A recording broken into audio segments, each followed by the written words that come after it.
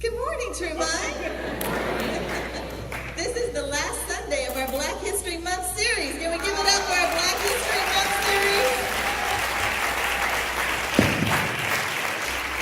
And it is awesome for our final Sunday of the month that we have our maestro up here. Give it up for Michael Morgan.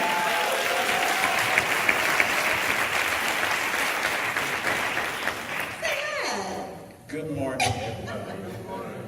You know, I've been to a lot of churches. I thought I had seen the happiest church. I was mistaken. Oh, you got an opportunity to see our ballerina praise team leader, huh? You got one more twirl in you? Sister Monica. Give it up for Pastor Monica. Give it up for Pastor Monica. Praise team. We have a brief video of Brother Michael Morgan, so we're going to play it right now.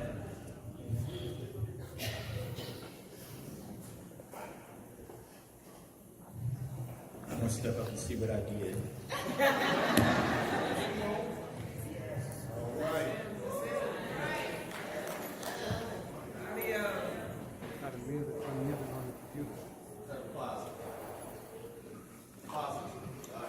No value. This belief that that really was something that the community required and could and would support.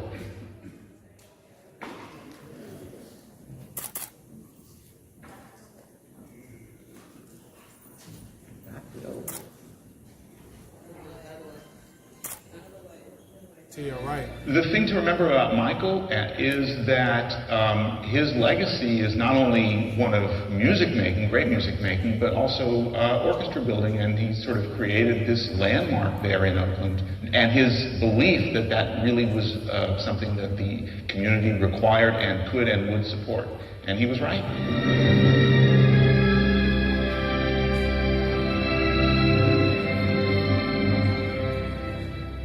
Audience is so much different from your typical symphony audience. It's just much more diverse in every way. Whereas many conductors are led based on some abstract formula that some marketing person's given them, Michael is actually a conductor who's willing to lead his audience, and his audience is willing to follow, so it makes for really wonderful.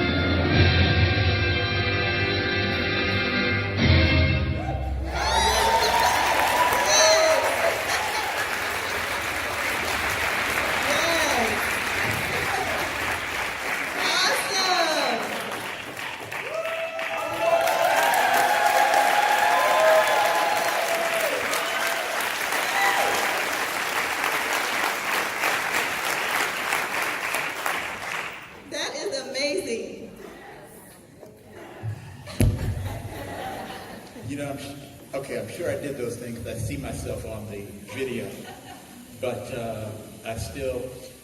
sometimes I still can't believe it because this is all I've ever.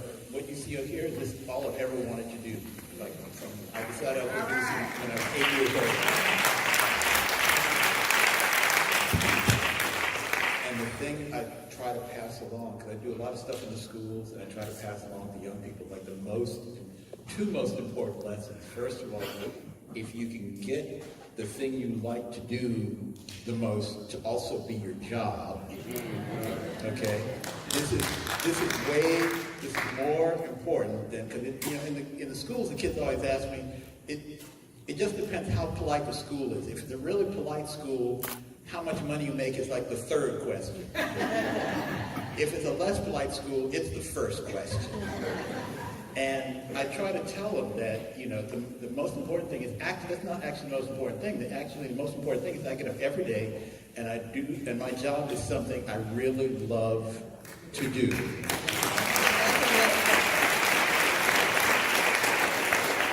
And then the other most important lesson, especially for all of our young people, is you have to grow up with the notion that you belong any place you want to be. Say that It's very important. That's how I was raised. I was raised to believe that you belong wherever you want to be. And that's what you do. You see something, and you want to go towards that thing. Like I say, I decided in the third grade I was going to be a conductor. Nobody else in the third grade was interested in conducting. I'm sitting there at 8 years old waving a pencil, to music, and nobody thought I was going to wind up doing this. But if you just put the goal out there and just keep walking towards it, it's amazing what you can hit it. You can go if you just focus on whatever the goal is. So I'm trying to pass that along to the next generation. Not that everybody needs to be a musician at all. There's plenty of us already not making nearly enough money doing this. But if you find something that you really love to do, even if you're the only person that's interested in doing that thing, you go do that thing.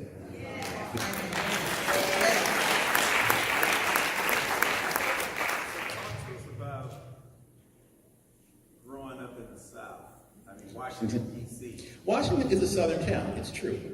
But see, when I grew up in Washington, all the schools had music, all the schools had orchestras, and the reason I got to do what I want to do is because I kept telling people, this is what I want to do, and I want you to show me how to do it. So I went to my junior high school orchestra teacher said, I'm going to be a conductor. I don't know if he believed it or not, but he started teaching me how to do it. And I think the opportunities were greater just because, no one had ever asked. Because I'm always telling kids that a lot of the time, like your teachers don't know what it is you're interested in unless you tell them. And if you tell them, they can actually help you get there. But if you don't tell them, you can't get there. And so I would tell everybody, it didn't matter what course they were teaching, I said, this is what I'm going to do. And because it also explained a lot. Like in physical education classes, it explained why I was not only bad at, but not interested in any sport.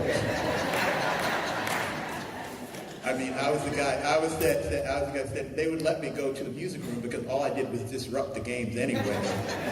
Because if we were, the ball would go over, I'm like, you want me to run, get that? No.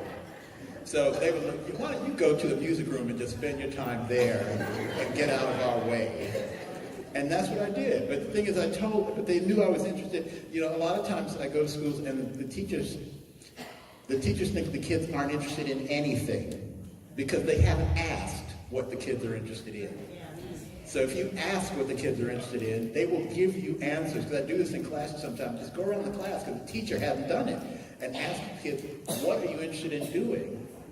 And then once they say it, it becomes like a real thing, and they can actually go towards it. But that's the thing about what I do. It's not that everybody needs to be a musician, not that everybody needs to be a conductor. It's that everybody needs to do what they want to do, and they need to, if they have a goal they're trying to reach, they need to be allowed to reach it. And you don't let anyone stop you for whatever reason.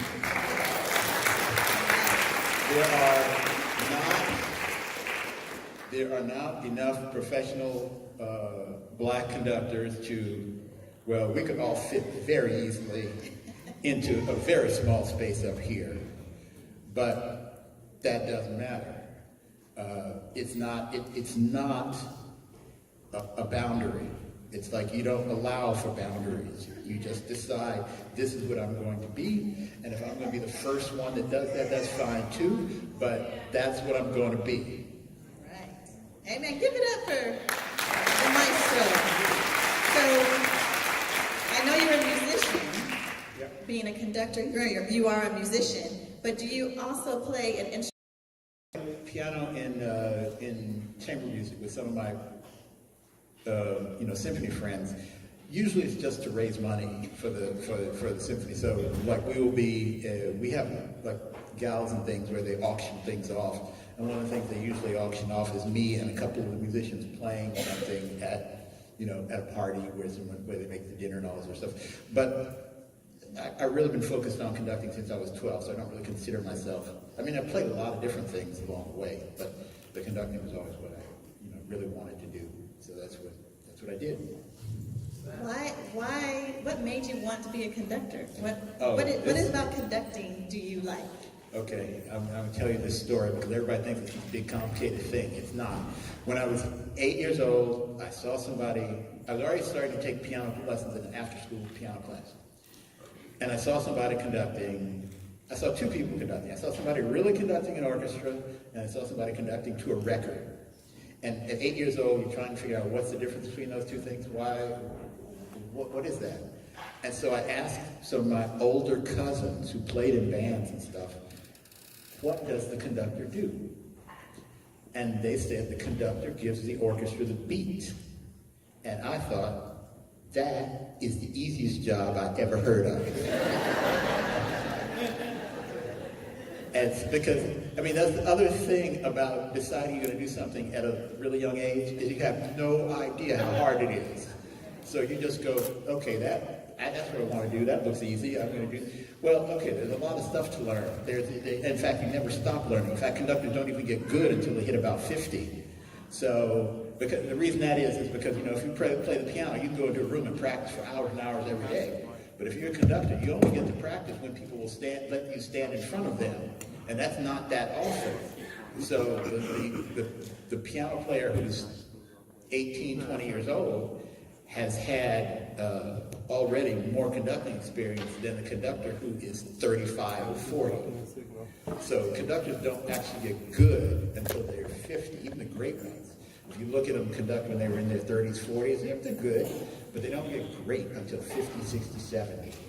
So, but the thing I think is great is that you never retire. You just keep conducting until you stop. Wait a minute. I was watching you. You said you weren't athletic and you didn't play sports, but you don't think being a conductor is physical work? Because I saw you up here and you was getting into it. It is. It's how you choose to use stuff, you were thrusting. I have some muscles on the upper part, but it's accidental. It's not because I set out to do so. And the other thing about conducting is the part of it you can't teach is that you have to be able to turn what you hear or what you want to hear into some kind of physical gesture. And some people can't do that. They can think about it, but they can't really show it. And conducting is about showing, it's not really about talking. And then you have to have that X factor that some people call charisma. That is the notion that if you stand in front of a room, people will tend to look at you or to want to pay attention. Right. Because I've actually known conductors who knew everything they needed to know. They were really smart. They knew everything about every instrument. They were just knew everything. But they stand in front of people and nobody cares. They're just not interested in what they have to say. And so if you have charisma, like was it Pastor Monica? Yeah. That is charisma on steroids right there.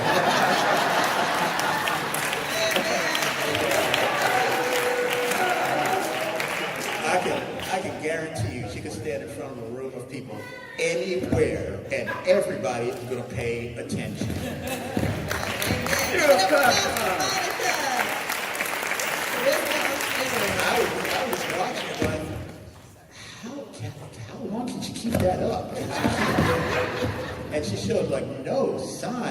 you could just go on all day. So I admire that. So. As long as she can turn her hairdo into another style while she's conducting. Yeah, I bet. Yeah. She can do that. So I love gospel conducting, by the way, because we're all just about beats and all sorts of stuff. But I love that, all the signals about go back, go over, go around, go back over, do all that. I wish I could do that with the orchestra.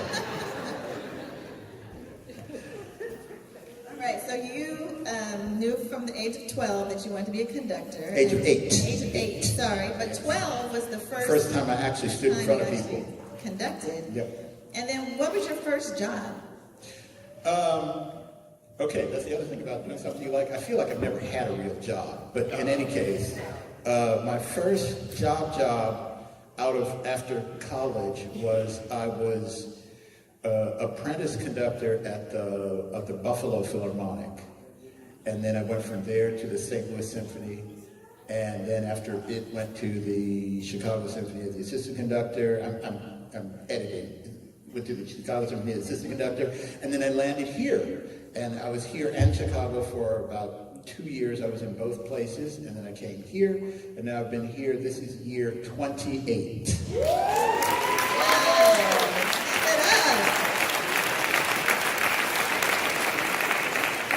So most of the time when I'm in schools talking to young people what I'm doing, and they ask me, when I started, how long I've been doing it, I go, before you were born, I was doing this. And I'm not going to stop until, like I say, you don't stop until you stop. So what attracted you to come to Oakland from Chicago? getting out of Buffalo, New York. Well, no, I was in Chicago by then. Which is also a cold place, but still, I was in Chicago. But the thing was, the thing that attracted me to the Oakland job was that when I was in Chicago, I was the first African-American, Chicago Symphony is one of the great orchestras in the world, and I was the first African-American artistic employee in the history of the Chicago Symphony. Wow. That's what I wanted you to say. Yeah, so I took it upon myself to try to improve that orchestra's relationship with the black community in Chicago, which was not a small thing to do, because Chicago is one of the most segregated cities on the planet. Pretty much every neighborhood belongs to whoever lives there, and there are a couple of neighborhoods that are actually really diverse. But I tried to improve those relationships, and then this job came open, and I came out here, and I saw how this orchestra in this city could really set an example of how you use an orchestra to bring all kinds of people together. Because that's how I think of the orchestra, not just, it plays music, it plays music, and we're in schools and we're teaching and all this stuff, but it's really community building mechanism. So what I do is we try to program music, different kind of music on the same program, not just because the programs are interesting, but because it brings the people who like that music into the same room as the people who like that music. And they sit and they come together, So this is Sunday, right? This is Sunday. Friday night, we did a big show where we did the playlist of Dolores Huerta, the great civil rights icon. And what we do with playlist is, last year we had Kamau Bell, this year we had Dolores Huerta. But what we do is we invite a person to come in and just program the whole concert. They just tell us what to play, and they sit there and tell us why they picked the music they picked. So with Dolores there, we had, of course, a large Latino audience there, lots of people represented. And that's the idea, is you always are looking around the audience and you're going, okay, who's not here? And whoever's not here, what can we do to bring them here? And so that's how we program. We don't keep them for every single concert. We try to make our audience. But if you come, there's a guy who runs the Symphony Orchestra, American Symphony Orchestras, the League of American Orchestras. He's the president. He's in this membership organization for all orchestras, big and small, across the country. He came to our opening night about 4 or 5 years ago, because he goes to concerts all the time, just around the country. And he was saying how he goes to concerts for a living. And the one night he was here, he said he talked to more African Americans in that one night at the Oakland Symphony than he did the rest of the year at all other orchestras. And that's what we're trying to do. We're just trying to say, you know, maybe this isn't, maybe this music is not your favorite, but it is for you if you want it. And that's the thing, it's for you if you want it. Everything has to be for you if you want it. And the reason I'm in elementary schools is because the more you expose young people to everything, you expose them to everything. And you expose them to everything before they think they know what they like. And then, once they're exposed to everything, they can pick what things they like, what things they don't like, what things they like more than others. But they gotta see everything. I think that's what makes. Yeah, go ahead and give it up for the nice club. I really believe that's what makes the Oakland Symphony different from a lot of other symphonies in the country, is that you have brought all kinds of music to the orchestra. I remember a few years ago, you did the hip hop show. Oh yeah, there was a Schubert Symphony on the first half, and then there was a big piece Kev Choice wrote on the second half. That was like the history of hip hop. And so, you know, nobody in the hip hop crowd was going to hear that Schubert, except they had to be at that concert. And nobody in the Schubert crowd was going to hear that hip hop, except we played them both the same night. So you listen to both. And the thing is, people realize that all this music has more in common than it does differences, just like people do. They got more in common than they have differences. So this is Black History Month, and they've been all over the internet. They've been showing likenesses of Beethoven. Mm-hmm. What's your thoughts on that? My thought is, anytime you see like a historical figure, and they have, how do I put this? They have curlier hair that you think really would be normal for people of that period, then something's going on.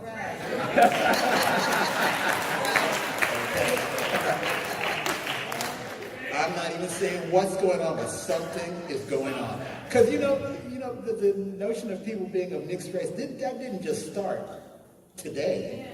That's been going on forever. And so that's why I say you see those old pictures of people and you go, well, that hair certainly is curly for the time for somebody back then. There's something else going on in that gene pool right there.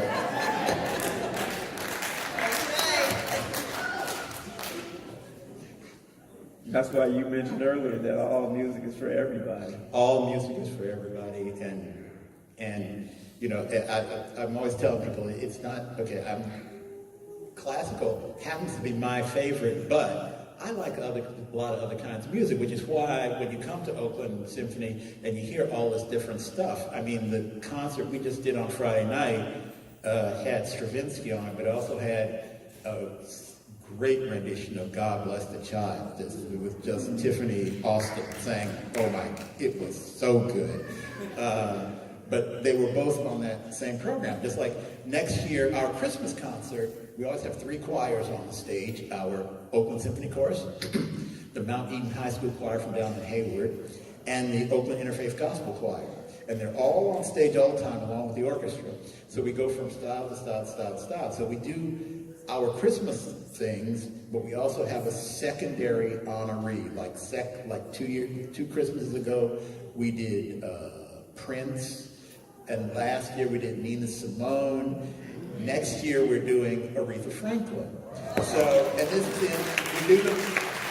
we have arrangers and we do stuff with orchestra and choruses and stuff. So as I say, like the year we did Prince, you could hear Sleigh Ride and Purple Rain on the same concert. That's awesome. What I love about you is that you're doing something that not a lot of Black people do. And you are unapologetically Black while doing it. I don't really have a choice there, you know? You do though, in the culture that you bring to Oakland, that is something that not a lot of people who are the first are willing to do. Oh, Don't even get me started. The thing about being the first of anything, okay, yeah, good for you, you're the first. But if you don't reach back and bring some more people along,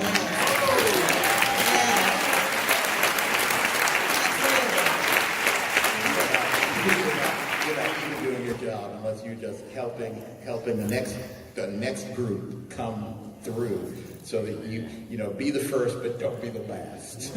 Hey, man, give it up for that one. Give it up for that.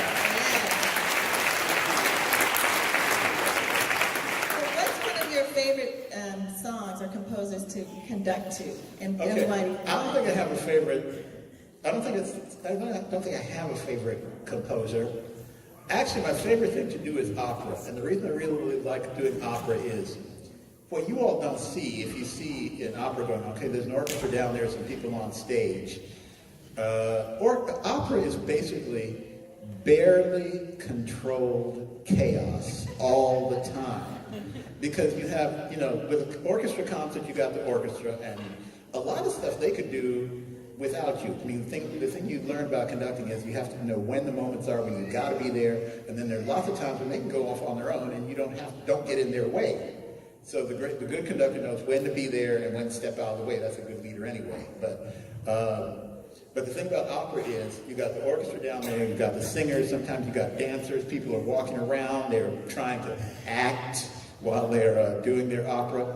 So nothing can happen without the conductor. It can't start, can't stop, nothing can happen. And so it's harder to do. And so that's why, and that's a good sign that you actually like what you're doing if the hardest part of it is what you like the most. So that's my favorite part of it. Just the more chaos, the better. Because you saw some of those pictures where there are like 1,000 people on stage. We cram more people onto the stage at Paramount and then try. Oh, another thing I do is, okay, when I first got here, there's almost no music in any of the schools, except a few of the Hill schools had music because the parents could afford it. Now, we couldn't put the music back in the schools, but we sure could keep asking why it wasn't there. And so now, almost every school in Oakland has instrumental music.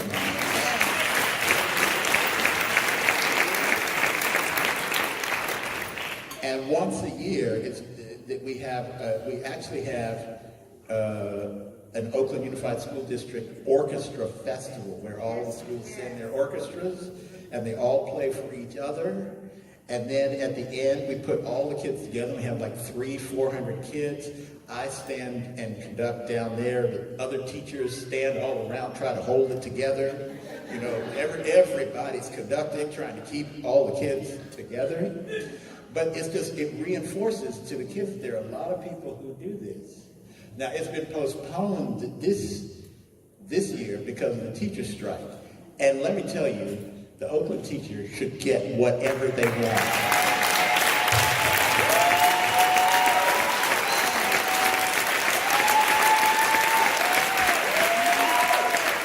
They are literally the hardest working people doing the most important job in the city of Oakland. So, and I don't know if you saw in the newspaper, there's all of the, they put a map and showed what teachers get paid in all the various cities and how Oakland is behind all these other towns, around the Bay Area. So, yeah, we're with them. Lowest paid. Lowest paid. We're with them all the way. In this region. I have one more question to ask Sure. you. What's in your playlist? What are you listening to? What do I listen to? Well, as you may, okay. Come on, Most of the time when I'm in the car, because that's when you tell what people listen to, is when they're in the car. Two things happen when I'm in the car, and this is true of everybody here who is of an age. You listen to the music that was popular when you were in high school. That is what you listen to. Wait for Earth, Wind, and Fire. That is what you listen to. And then because I do music for a living, a lot of time I turn on NPR. I don't even want to hear them talk about music. Don't play any, don't talk about it. Just talk to me, that's all. I've heard music all day long. So that's what I do. It's either NPR and talking, or I'm listening to music that was popular when I was growing up. But that's everybody, literally everybody out here. You listen to whatever was popular when you were growing up. 90s hip hop. Well, one of the most popular singers was Aretha Franklin of that era. Aretha was the most popular singer of any era, so that's just.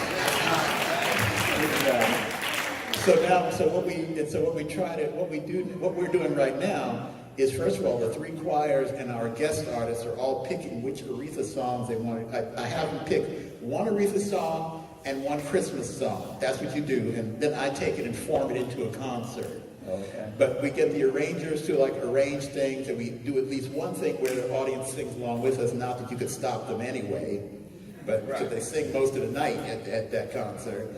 But we do at least one thing where they're supposed to sing with us, and it's great. We honor people. The great thing about the Dolores Huerta concert and the playlist generally is, what I'm trying to do is honor people while they're still here.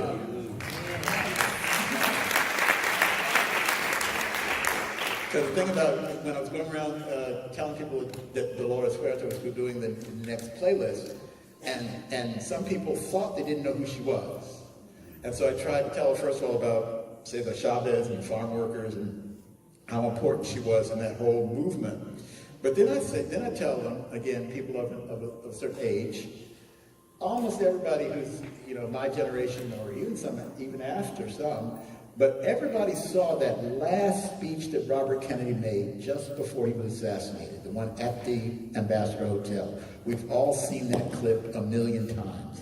Stage full of people and Robert F. Kennedy talking. There are only two women on that stage, Ethel Kennedy and Dolores Huerta. So that's how important she is in the sort of history of the world, of America. And so to have her sit on stage with us while we play music that she has picked just to honor her, we put a big chair on the side of the stage and let them sit there and listen to an orchestra basically serenade them, plus singers, plus anyone, literally can pick any piece of music they want. It's just great to honor people while they're there to receive the honor. Amen. Amen. Okay, I have one last question. His was one last question. Okay.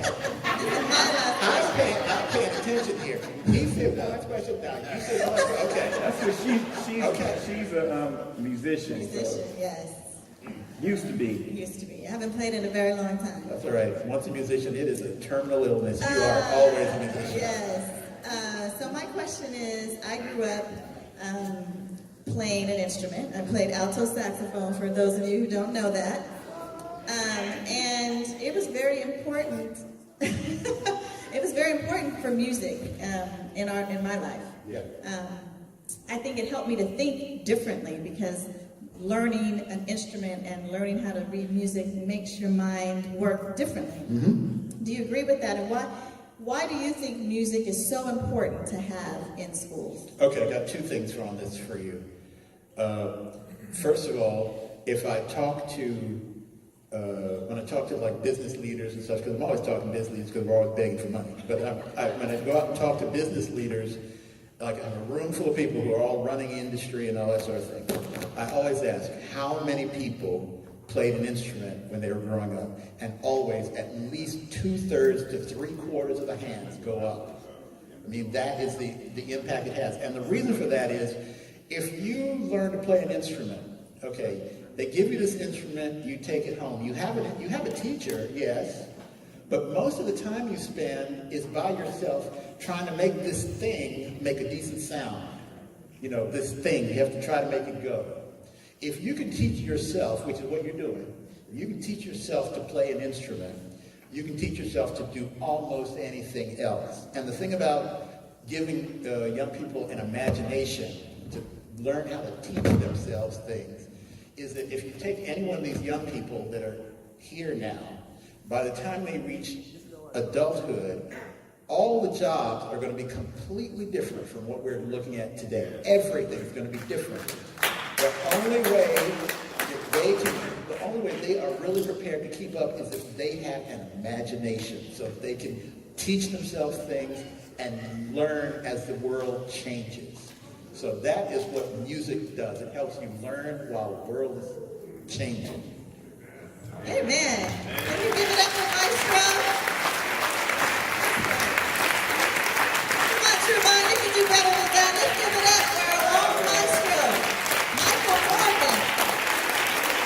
Oakland Symphony.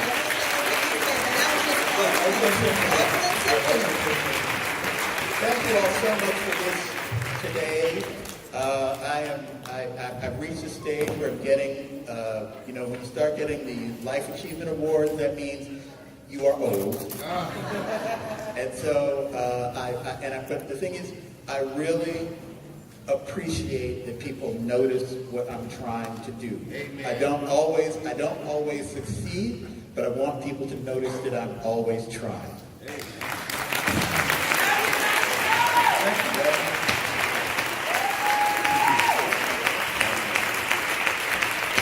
For Michael Morgan.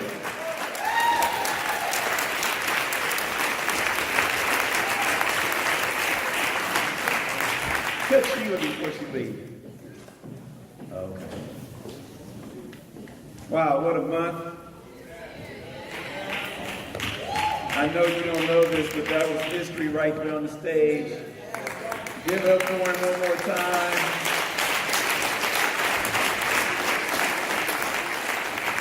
Especially for the young people, most of the young people right now only listen to one genre of music, hip hop. But if there wasn't any blues, any country or western, any jazz, any R&B, any gospel music, it would not be any hip hop. That's right. Because they taken from every genre of music to make it hip hop in the 21st century. So let's give it up for music as a whole. Like Pastor Monica was saying earlier about how music helps you get through different circumstances and phases in life. When he was talking about what do you listen to in the car, I got that Sirius radio or whatever it is, and they got this old school station on there, but it's so old it goes beyond my era, and that's pretty old. Mama can get in the car and start jamming, and Zach and Trinity is sitting there looking at me like, Dad, what is that? I'm like, it's Earth, Wind, and Fire. It's the Ohio Players. It's James Brown. It's the Mighty Mighty OJs. It's Sly and the Family Stone.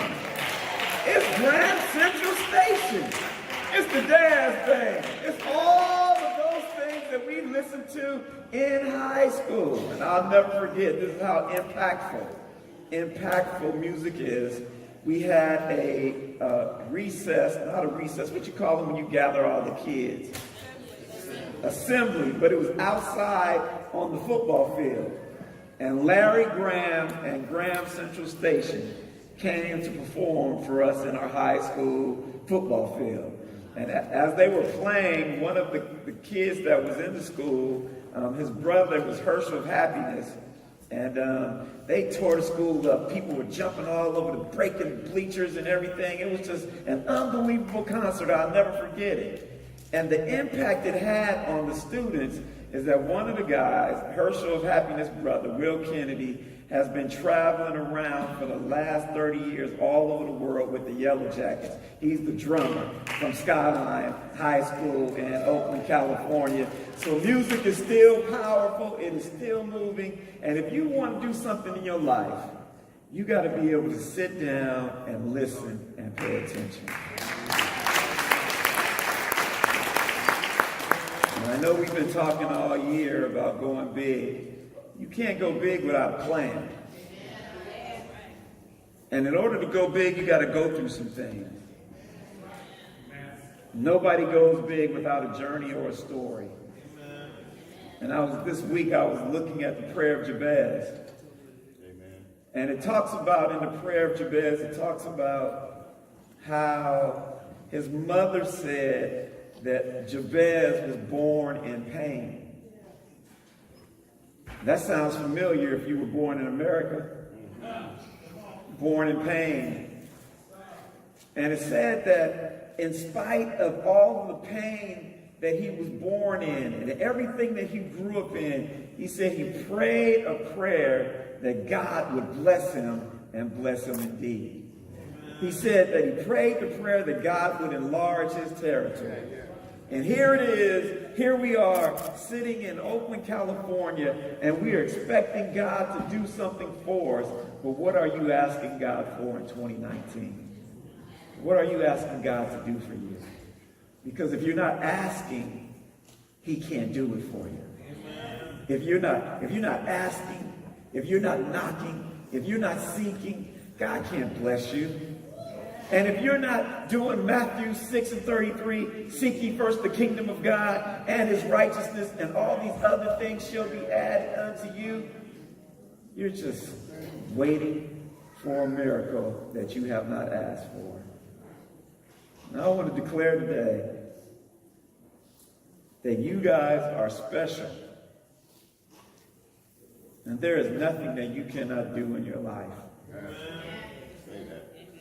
And no matter how old you think you are, life is not over for you yet. Amen.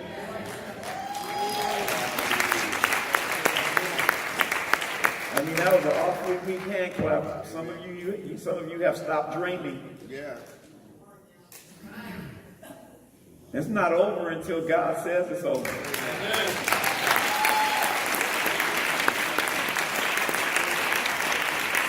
How many of you want God to bless you indeed?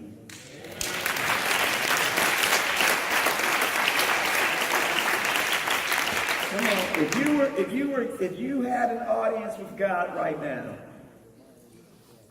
and you do, all you gotta do is open up your mouth. That's right. You had an audience with God right now.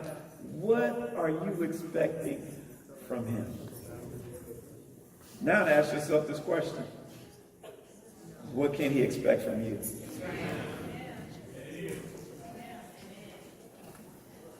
Can he get a praise from you? Amen.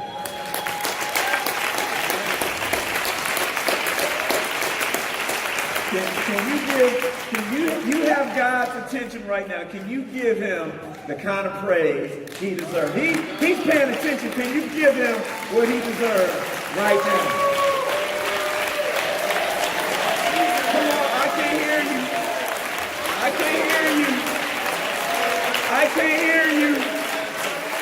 You got his attention. Now say, Lord, here I am.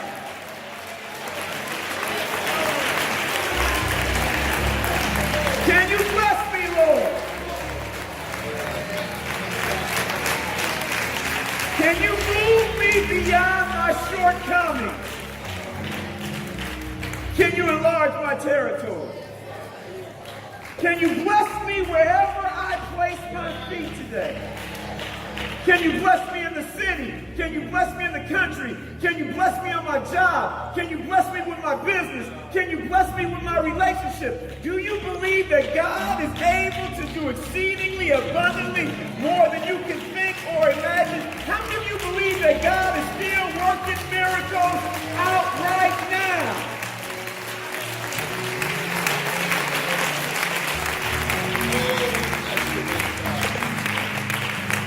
Look, church, I still believe in miracles. I still believe in healing. How many of you believe that God can deliver you out of any situation? Anybody?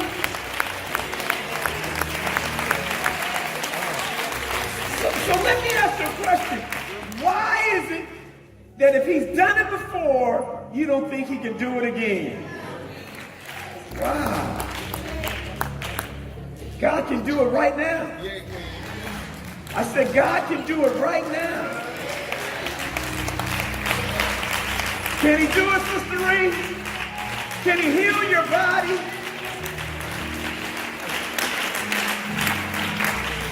Brother Joey, can he deliver you out of all of that stuff you were in? Can he give you a job, Brother Rich, when you thought you didn't know what you was going to do next? Somebody shout, God can.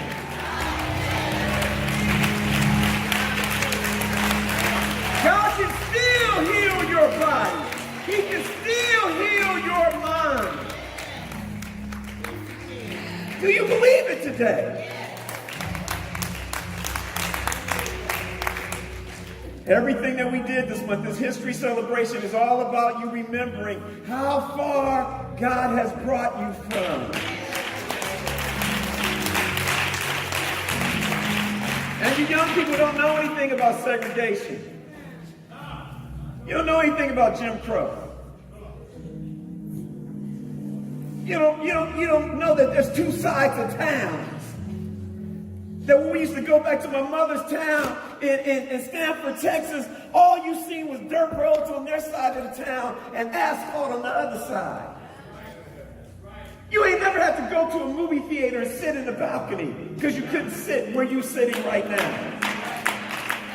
This is just to let you know that God loves you no matter what you think about yourself. I'll be the first one to say today that I'm so very thankful.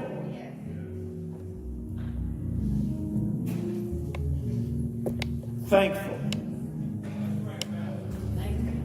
I'm thankful.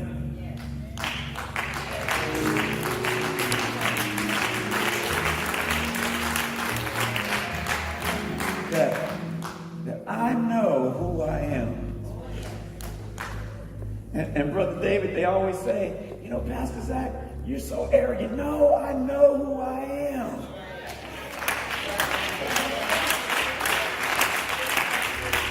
Sister Leah, I know who I belong to. I don't have to be acting like I'm less than who I am. I can walk in my purpose and be who God called me to be because I fear no man.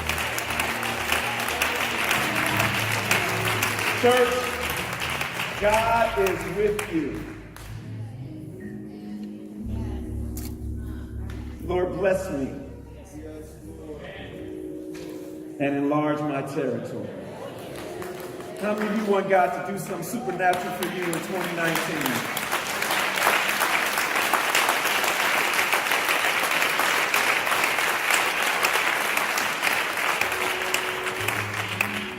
All heads bowed, eyes closed. Thank you, Lord, for being so merciful.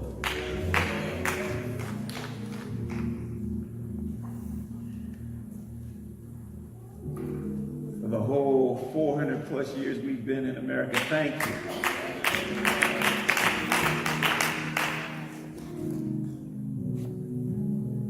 We suffer some of the worst atrocities that the world has ever seen. But we're here today able to gather to worship you in the land that held us as shadow slaves. But you saw fit that no chain could hold us. No law could keep us oppressed. No rules or regulations could stop us from succeeding in this country. That this people have risen out of the muck and miry clay to do the greatest things that the world has ever seen. The slaves that have given rhythm to the world, that has given the world country and western, rock and roll, blues, R&B, hip-hop, that we are the leaders and that we are not the followers. You did that for us.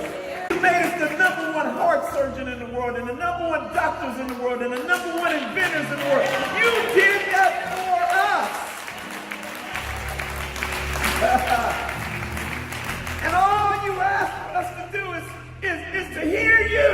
If my people who are called by my name would humble themselves, seek my face, turn from their wicked ways. You said you would heal our lands, and right now, Lord Jesus, what we're asking for is for you to heal our families.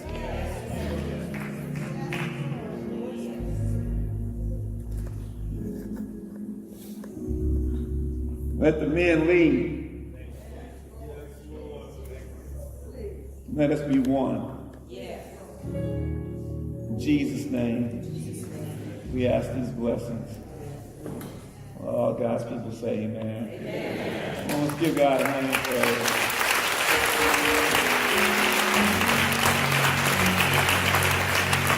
Come on, give it up. Give it up for yourselves. Give it up for your grandparents. Give it up for your great-grandparents today. Give it up for your great-great-great-grandparents. Give it up for your uncles and your aunts. Give it up for your ancestors today.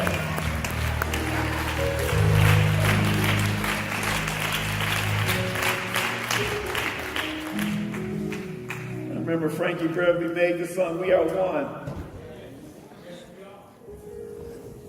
I would suggest one thing that we would do during Black History Month that we could carry out the rest of the year, that we would practice, and Sister Helen posts this on her Facebook page every day, that we would practice more love and less hate.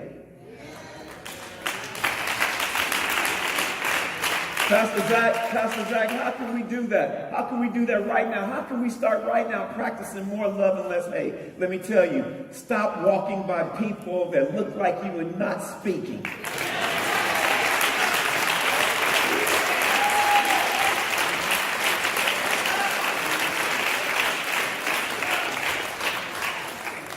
I remember back in the day, you couldn't go by a black person and not say good morning.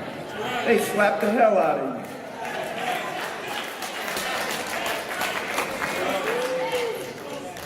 And now you guys have the audacity to walk in church this morning and not speak to nobody. Look at somebody and say, "You better speak to me." You better speak to me. You may be seated. We done.